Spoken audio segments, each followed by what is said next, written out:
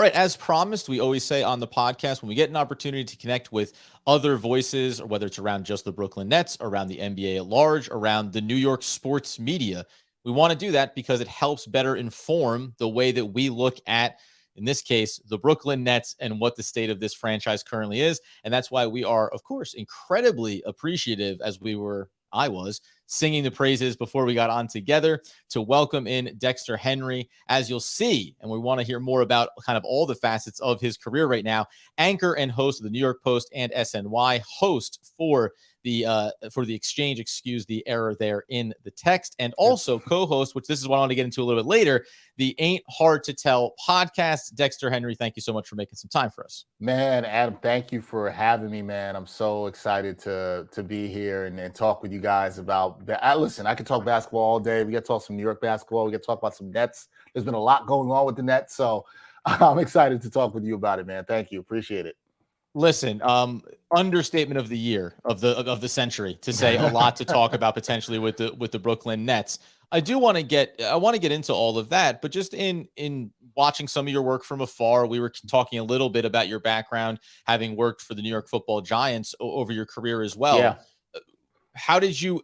How did you end up at this point now, where you're obviously for the New York Post and for SNY, some additional opportunities coming up here soon for you in the coming weeks, which is fantastic. Yeah. Did you start in broadcasting? Did you intend to be in this field and at this point? And was it a relatively smooth journey, I guess, getting to this place now? Yeah. I'll say this. It was not a smooth journey. I'll say that. But you know what? And you're the better for it, I'm sure you would say. Yeah. But it was a beautiful journey. At least that's the way I like to look at things in life, right? Like, I think we have this idea sometimes that everything is going to be smooth in any career path. And, there were bumps and twists and turns and things that challenged me. And when I look back, I look at how so many things that challenged me got me to where I am. And I'm grateful for those experiences. But what I'll start by saying is, first of all, I'm glad you asked this question, because whenever I have other sports journalists or people in sports media on my podcast, I ask them this because I think it's always important for people to know. So for me, look, I grew up in Brooklyn. I always loved sports. I was a kid always grabbing a newspaper back then when people did that. Reading, and I love basketball. So reading, I grew up a Knicks fan, reading about the Knicks, reading about everything with the NBA, any sport I could. I just read as much as I could. I don't think then I really seriously thought about being a sports journalist. It was something I think I always thought about in the back of my mind, but I was like, no, you have to do something else. It kind of had this slight external pressure to do something else. It wasn't until I got to college at the University of Pittsburgh where I really considered it. I was an athletic training major, and then I decided to switch my major and go into broadcast journalism, media communications, because I saw some guys for the TV station doing their own sports show. And I was like, you know what? I think I could be pretty good at that. I think I could do that. And so that, again, shows you the power of seeing people do something, or representation in a way. And that was that. So at Pitt, I hosted a basketball show on the Pitt basketball team for a couple of years with my good friend Matt Grubba. And I learned a lot about editing and shooting and producing, and learned all that stuff. And then coming out of school, I got into print media. Actually, I started in that first, was writing for a small paper in Brooklyn. And then I won't get through my long career, which makes me feel old now that it's been 17 years. But I had a big opportunity. My big break, I would probably say, was working for the New York Post in 2007. So this is my second time working for the New York Post as a video journalist for them. And that's where I kind of got to work on camera. And then you talked about I worked for the Giants for a season with them, doing some on-camera work. I also worked for the News 12 networks.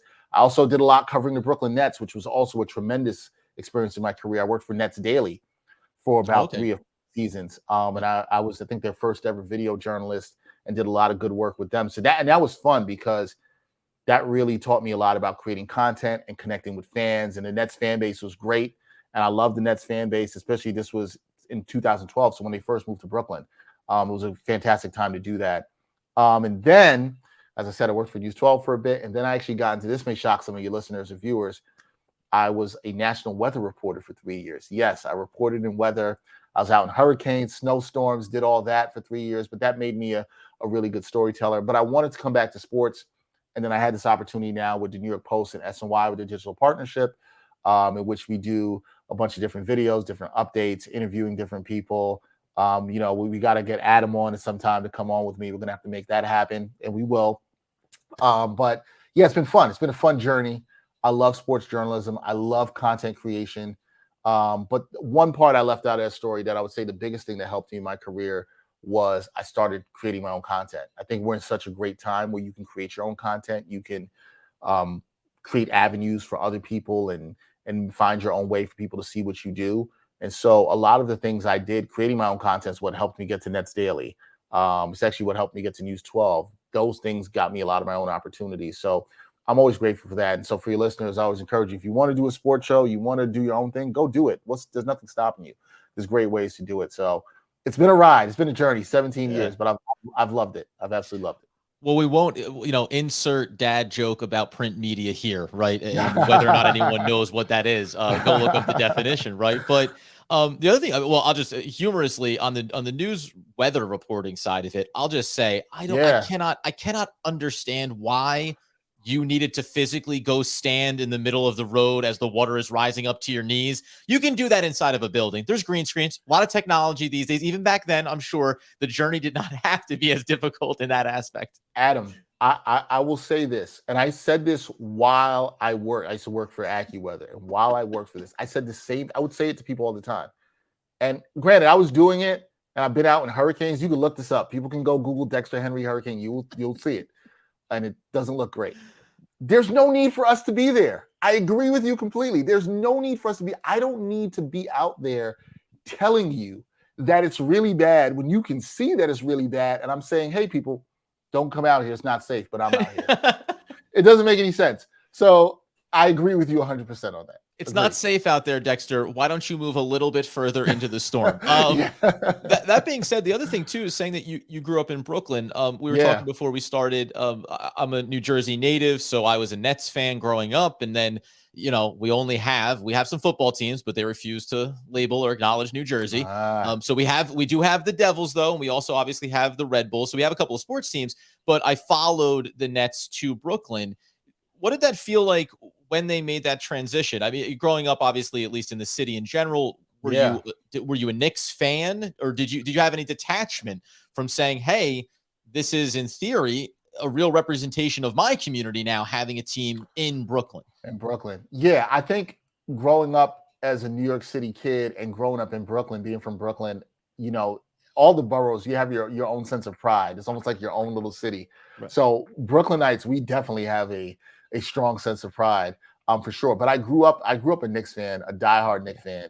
And, but I was excited when the Nets came. For me personally, I was excited because I followed so much about their coming to there. Even in some of my early reporting in my career was about, is Barclays Center a good idea to build? Like, what's the traffic going to be like a Flatbush and Atlantic? There was all this political stuff in it too.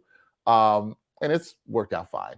But yeah, the traffic is terrible. I mean, people are right about that, and it is. But I think I was excited for Brooklyn, and I was excited but I was also, I got to be honest, like, because I'm not from New Jersey, I wondered about our New Jersey brothers and sisters who might have felt some kind of way about this team leaving Jersey and coming to Brooklyn. Exciting for Brooklyn, but you really need to think about what it feels like to a fan base when a team leaves, because I've talked to a lot of older Brooklynites about when the Dodgers left and how they felt about it. And there's some people who were really scarred by that and still were like, well, I'll never root for another baseball team. I'm never going to root for the Dodgers now they're in LA. I wondered about it, but it was exciting times in 2012 when they came to Brooklyn. There was a lot of hype. I remember being at a lot of events, the unveiling of the logo, the team jerseys. Yeah. I was at a rally at Borough Hall. There were so many different events. There was a lot of excitement around the Nets, and to just see how the community has embraced the Nets. There's this whole thing about who runs the city and all that stuff. I think you're going to see a lot more kids that are from Brooklyn that now have grown up in Brooklyn, where the Nets are here because they've been here for a decade now, that you're going to see the Net fan base grow. It's not the Knicks fan base because there's just more roots here in New York City, but it's definitely growing. And I see it. I see a lot of younger kids with obviously the Nets have more dynamic players right now with Kyrie jerseys or Kevin Durant jerseys. You definitely see that around Brooklyn a lot, especially in young kids. You definitely see it. So I see at my daughter's school when I take her to school, there's a couple kids that got some KD jerseys on, and that's dope, man. And listen, as a Brooklynite, you wearing Brooklyn across the chest. I want Brooklyn to do good, man. Yeah. I want Brooklyn to be represented well. I always want that. So it's good. It's good for New York basketball. But I'm kind of throwing this back to you, Adam. How did you feel about them leaving? Because I don't think we think about that enough from, fan base when they lose a team. Well, and it's funny too because the precursor to all of that in New Jersey and what was happening around the team, and then when you first get to Brooklyn, there is over those first handful of seasons, you end up having, I think, a lot of difficult emotions around Brook Lopez getting traded away. Right? It's like the final gift to the NBA was we'll coach Brook Lopez to shoot 3-pointers, and then we'll send him away to somewhere else. Ends up in Milwaukee by way of LA, but I think it's weird because it's bittersweet in the sense that that move felt like the elevation of their profile. There haven't been a lot of teams that have been taken away from New Jersey, but as I said before, it always feels like New Jersey is kind of this push to the side. It's why I take such a pride in being a New Jersey Devils fan, because they've been good and they've won championships, and you can't take that away from a New Jersey fan base. We may not be a big state. You may want to go to Philadelphia for those fan teams, or go and associate with the Yankees or with the Mets, and even the New York Giants and Jets who play in Jersey get labeled with New York. So you want to have that pride and sense of ownership. They had those great runs in the Jason Kidd era, as we all know. And also, there's something about, if you love that team, it was a pretty rare experience to be able to attract Jason Kidd and then be able to get the Vince Carter, the Richard Jefferson. That era was so special. But we know small market teams don't attract big names. So part of the move to Brooklyn, if you stayed a Nets fan, was we'll get to do that next step. The unfortunate part was so many of the next steps were clunky, mismanaged, borderline broken. So that made it really difficult, just as a pure Nets fan from that standpoint. But listen, growing up in New Jersey, everything has always been, well, do you want to be a Philadelphia fan? Do you want to be a New York fan? And then if you go with New York, inside of that city, which team, which path are you going to go down? So I think most people from New Jersey would say it's just ingrained in you that you pick something else from somewhere else. And that's why, like I said, I hold on to the Devils. Tragically, I lived in Philadelphia for a couple of years, so I actually ended up becoming like a Philadelphia Union fan, which is probably a bit of a bittersweet thing. Obviously, for them, they made the MLS Cup final. Yeah, made the MLS Cup, but I try to keep that maybe a little bit on the back burner because I don't know how many New Jersey or New York fans would appreciate that. But yeah, it's been mostly good, and I think as we fast forward to where this team specifically with Brooklyn is now, how have you? And I know the latest, we'll say, I'm not going to label it a controversy, or you can put whatever title on it you want. Kyrie Irving has been a polarizing figure since he came to Brooklyn. There's been, I think, a varying degree of topics that have come up. Most of them, we, at least on the podcast, have been capable of saying, hey, there's a lot of personal feelings around these things, like going back to COVID, the pandemic. There's wide-ranging topics that say, well, it's different in different cities, right? There's also personal emotions around different things that have occurred in his time here. And it made it somewhat easier to compartmentalize. The latest concern around putting out something that has anti-Semitic tropes and anti-Semitic disinformation in it, and then the process by which you come back from that, felt a little bit different. Have you felt like, from the outside looking in, that even beyond the initial, because I feel like it's been covered almost ad nauseum at this point, but after the initial wave of it and everything that's gone on, how do you perceive the Brooklyn Nets organization and their handling of it? Because there does seem to be, from us, a disconnect around, okay, we all agree it was something wrong and there needs to be a process to come back. But boy, has it felt clunky and a little bit shooting from the hip in terms of the way the Nets have managed it. Yeah, I'm glad you said it's clunky, because it's funny, because I was going to do this yesterday. You referenced my short I had done. Yes, great little on Kevin piece Durant and I really was what I initially was going to talk about was what you're bringing up here, which is all right. And this was right before Adrian Wojnarowski's report came out that he's likely to come back Sunday. Kyrie, that is. I was going to talk about, okay, like, what are we doing here? Now it feels like it's time for the Nets to do something, right? Like, is he coming back? Is he not?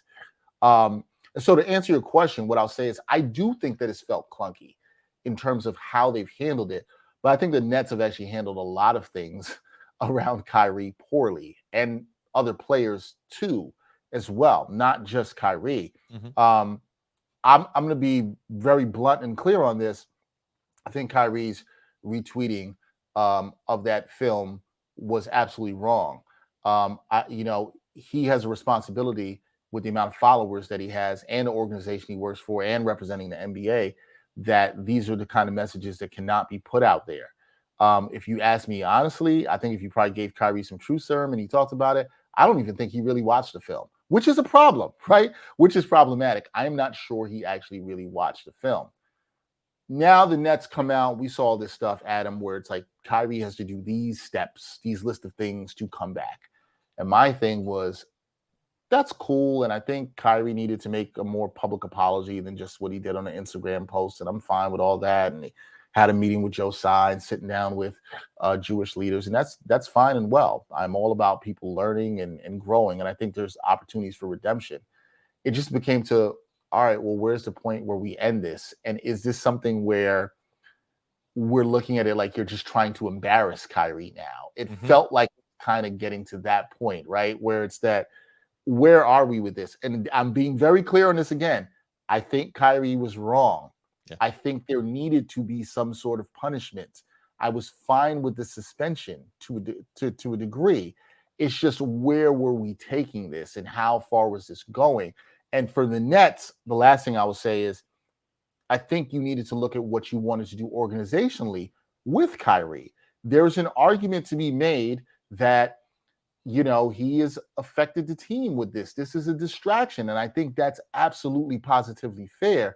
But then it's like, all right, are you going to have him suspended and not play? Are you going to waive him and just cut your ties? What is it going to be? Because there has to be something where we move forward. I am intrigued, Adam, to see once Kyrie returns, which looks like it'll be Sunday, how the organization responds to this, how he responds to this, and what this looks like moving forward, and how the team responds to it. I think that's really the biggest thing here. And it's so funny because it's so interesting, I'll say, because out of such a difficult situation, you would not think that you could end up in a spot where you actually end up also questioning the organizational side. Right. And it's indicative of how poorly they have managed these things. And then when you say, what's going to happen next? We don't know if his return is the team desperately trying to salvage the Kevin Durant, Kyrie Irving era. Is it the first step in showcasing the health and talent that he is to maybe move him? But a lot of times, as we know with sports, you make these devil's bargains where, you want to stand on your beliefs or on some type of pious platform at points. And in the background, there's the other thing. There's the money side of it. There is the product, and there is what the Nets have tried to accomplish, winning a championship, and the way in which that can influence things. Before we talk broad NBA, I want to ask you a question. And we discussed before we came on broad stroke things we were going to obviously touch on here. You're in no way responsible to respond in anything that you don't feel comfortable with. But as a member of the Black community, as a Black man working in sports, is there a sense of, particularly to Kyrie or maybe to players in general, because I heard Jaylen Brown also come out. Now, he is the vice president of the NBA PA, so he has a responsibility there to also vocalize the defense for Kyrie. Yep. But my sense has also always been, and understandably, that these situations sometimes end up coming across as a member of the Black community, in this instance, Kyrie Irving, making a mistake, but then also maybe being treated in a way that feels like this is coming down again on an individual, maybe based on more than just the one action or just the one statement or just the one interaction. Yep. Is there that sense of that? And does the community, and again, I want to make sure I frame this the right way. You are not the voice for the entire community. Yeah, right. But is there that sense of that the community in some ways feels a conflict of, no, I don't agree with Kyrie. Also, I feel compelled to defend him in some form or fashion. I'm glad you brought up this question, right? Like and I think you phrased it perfectly fine, and I appreciate it. I do not speak for the entire Black community, right? Like I can't do that, but I think you do have a sense as part of your community, and obviously, black people in the black community are not a monolith. They have many different ideas and feelings about different things.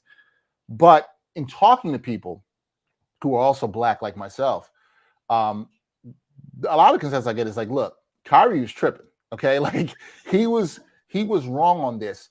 I do think you hit on something that's very important, and I appreciate you bringing it up, which is that I think there are black people, and I think this is, as a black person, I'll say this: I understand why this feeling exists. When a black person does something wrong of a public profile in this country, they feel like the penalty might be harsher on them. Things may come down because of the history of systemic racism in this country, and because that exists, yes, there's truth to that. We can also have two conversations. Two things can be true. Kyrie can absolutely be wrong for what he did in retweeting that. And yes, there could be a harsher penalty against him because of the things I talked about with systemic racism. And there's maybe a thing of, I mentioned before, wanting to make more of an example of him than this had this been somebody, let's say white, who did this, or from another background who did this. Sure, I think so.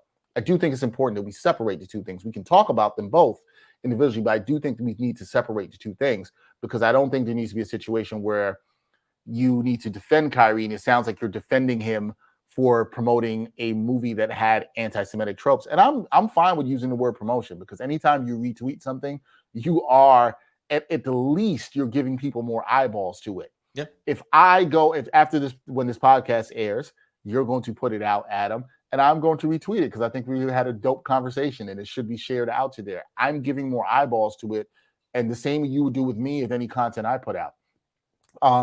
I do understand why people in the black community feel the need to defend them, because I think a lot of it, like you were mentioning, it comes from things that have happened from before. There's this thing of more. There's this is historically what we've seen happen to black figures with some prominence, that they maybe been held to a different standard. And look, I think if you're being honest about race relations in this country, you know that that is true. But like I said, two things can be true. We can have a conversation about that and also say Kyrie is wrong without it appearing that you're defending him for that. So to put a bow on that, I understand where people in the black community are coming on from that. And I think to some degree, that's what you also hear from people be like, and including myself, it's like, all right, where are we going with this, with this suspension? I absolutely think Kyrie is wrong, but what is this about? Is this trying to make an example of him? I think once he had apologized and said what he had to say, all right, it's time to move on. We saw LeBron's comments on it. And you're right. You also mentioned, Adam, the NBPA, Jaylen Brown, and other guys in that. Look, they're a union. They have to do this. This is how unions work, right? They're going to defend their guy because they don't want to ever be like his weakness from the NBA. So I get that part of it. But I think there's a way we can have that conversation about race, like you beautifully brought up here, which is a great conversation to have around this, while also saying, like, look, what matters here is members of the Jewish community were offended. They found us offensive. And that's what really matters here, right? Like, members of the Jewish community offended, and how I feel as a black person, or maybe an Asian person feels, or whomever, it doesn't matter. Members of the Jewish community offended.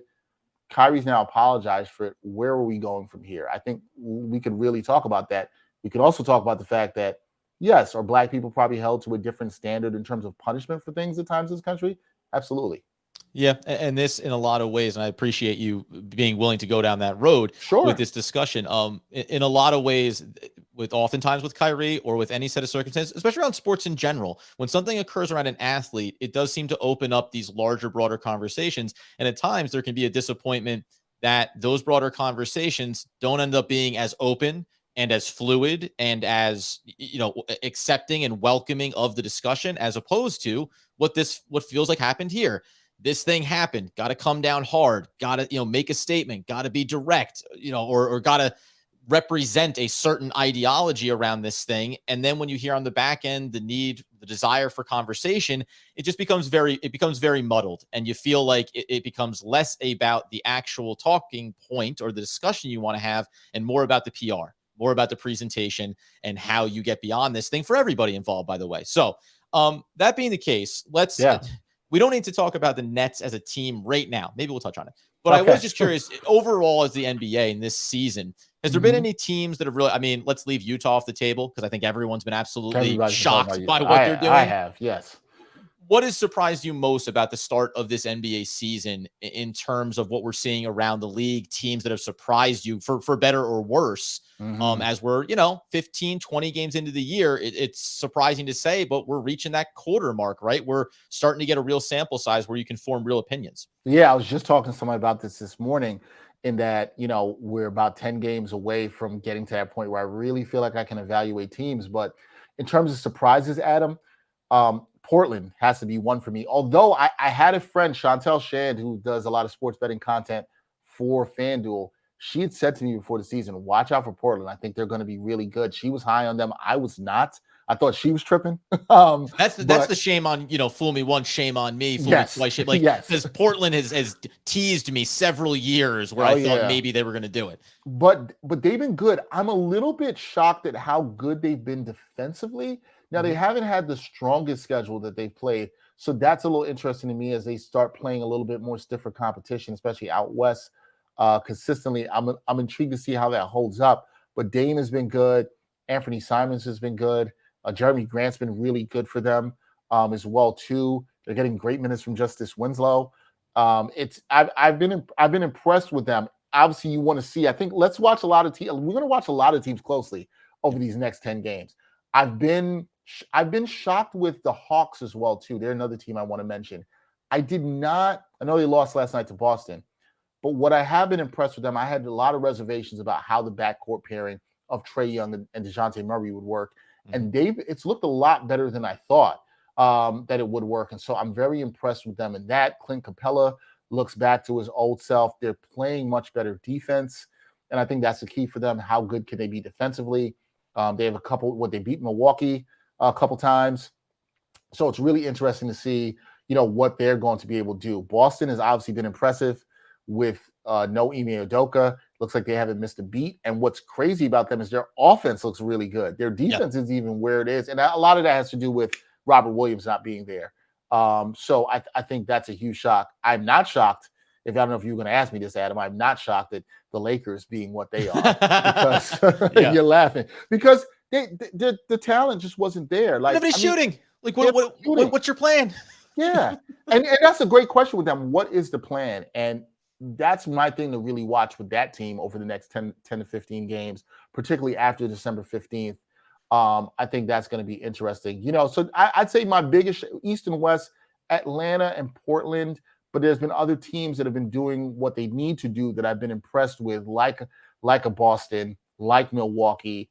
Milwaukee's been very impressive, especially to me. I'll put them on that list too, because no Chris Middleton, no Mhm. Pat Connaughton. Joe Ingles is still away from coming back. I have a little bit of concerns about their depth, but they've been really good defensively, and that's scary for a team like that in the East because of how good they've been defensively. So yeah, those are my teams that have impressed me so far. Yeah, I'll just mention for myself that the Phoenix Suns, not Suns, because I should have mentioned them. no, Yeah. but so talented, but seemingly it's like we all collectively agreed in the offseason. Well, they couldn't make the trade. They were sniffing around. You don't know what the situation is. Do players want to be there? Do you want Aiton? Do you not want him? And then all the season starts and you go, well, I mean, they did lead the league in wins. Like it was almost like we all took Hmm. collective amnesia around the idea that the talent was still there. Now, whether or not we think they can be championship successful, okay, that's a different debate. But I turned around and went, yeah, yeah, like, that kind of makes a lot of sense that they're doing well. And likewise, a team like the Chicago Bulls was a team that I thought, boy, you kind of wanted them to do something because they're on that edge of it. And you see them 6-9 right now, and it just feels like, boy, when you have that kind of performance from your team last season, that maybe feels like getting some of career years out of certain players, you got to go Hmm. capitalize on that, not maybe rest on it. So it'll be interesting to see how they continue to perform here. And again, things are fluid. Golden State, are they going to get their acts together, et cetera? So there's a lot of good narratives, but I think it's always better when there's parity in the league and at least surprises, because then it creates that conversation. No, Utah's not that good. It's going to come back down to earth. Well, you tell me when, right? When is it legitimate when you start respecting these teams? Before we do get out of here, I want to make sure, Yeah. among all of the work that you're doing, as we speak with Dexter Henry, as we mentioned, with the anchor and host for New York Post, also for SNY. But the one I wanted to touch on was the Ain't Hard to Tell podcast. You said that's a recently formed endeavor. that you're working on. Am I right with that? No, so the Ain't Hard to Tell podcast, I've been doing that for 5 years, That's actually. We've been doing it for embarrassing then. I 5 years. So my apologize. co-host, Brian Fonseca, it is a sports and hip-hop podcast. We combine our loves of both things. We talk about anything in sports, a lot of hip-hop. We had taken a bit of a break, and the last episode we did, we just talked about the new Nas album that came out, which we're both loving. And so we do both. And we'll have some pop culture in there. We do too. We have a lot of fun with that show. So I think we're starting to go to like a live format that we're going to be doing, but we have a lot of fun with the show, and it's been really good. And so, yeah, it's not a new endeavor. It's 5 years old already. Can't believe it. It's been 5 years. 5 years.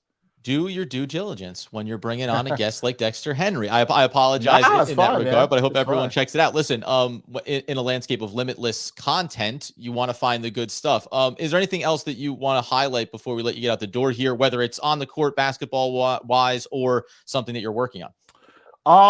No, just for anybody following, you can check me out. I'm on the SNY digital platforms on their YouTube channel and also the New York Post. We're doing a lot of good stuff. We're hoping to have a lot more content coming for you guys in the next couple of months. I mean, it's going to be basketball heavy, it's football heavy right now.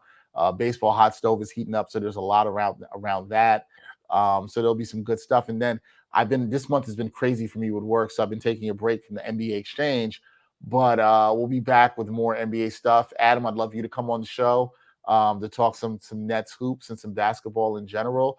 But I would say to everybody, look, Adam, you mentioned it. I think because of the parity in the NBA right now, I think there's a lot to keep your eye on in the next 2 to 3 weeks. That December 15th deadline, but opening, which really opens a trade market when you can start trading players that signed free agent deals in the offseason or were traded. It's going to open up a lot. I think there's a lot of teams that think they can contend, that think they're a piece or two away, that maybe had a good season last year, like you talked about, that maybe they want to build on it, like a Memphis. That's a team I say to watch. There's a lot of good teams in the league. I'm excited. I'm an NBA junkie, so I'm excited about this how open the league is right now. There's a bunch of teams that could absolutely win. And there's a lot of teams where you're looking at them and saying, hey, can they get their act together? Looking at you, Brooklyn Nets. Can they get their act together? I have my trepidation around the Nets with that. And for the Nets fans listening, I think how Kyrie comes back and integrates with Jacques Vaughn and KD is going to be very telling. Yeah. If this doesn't work, Ben Simmons doesn't start looking like the Ben Simmons we think he could be, and I have concerns about that too, I think he could be talking in January about blowing this thing up, which is disappointing for Nets fans. But I think that how Kyrie integrates and what Ben Simmons does is going to be very telling. You see KD's comments when he talked to Chris Haynes the other day. I took from that, if things don't turn around and he feels like he's on an island, we could see another trade demand again. I think we could see another trade request. I could think that could happen. It's so fascinating, as we say, covering the team every single day on the Locked On Nets podcast, and you feel like you're on this ride, and I don't mean a fun one at the park, right? It's a roller coaster of the most terrifying account, because a week ago we were talking about maybe Kyrie Irving never steps on the court again for the Brooklyn Nets. Now we're saying he's going to be back on Sunday. You mentioned the article. I think isolated, it's all actually really, you love the way Kevin Durant speaks about basketball and what he wants to accomplish. Yeah. But it also it feels individualized, which is not a negative thing. I would probably individualize it myself too if I was having this experience. So in this moment, it feels like maybe there's an uptick coming, but we could be just days away from another big dip and another horrifying set of screams for the Brooklyn Nets fan base.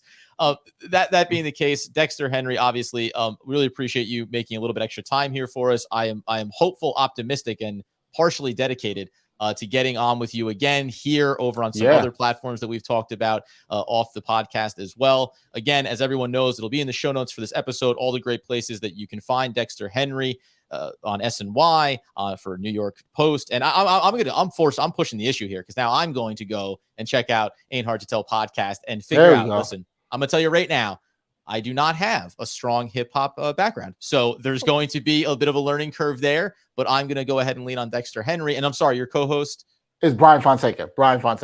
I'll be leaning on the both of you to help guide me down that path a little bit. Dexter, I really appreciate your time again, and hopefully we'll be connecting again soon. Appreciate you, man. And anytime you want me back, I will be more than glad to come back. Thank you, Adam.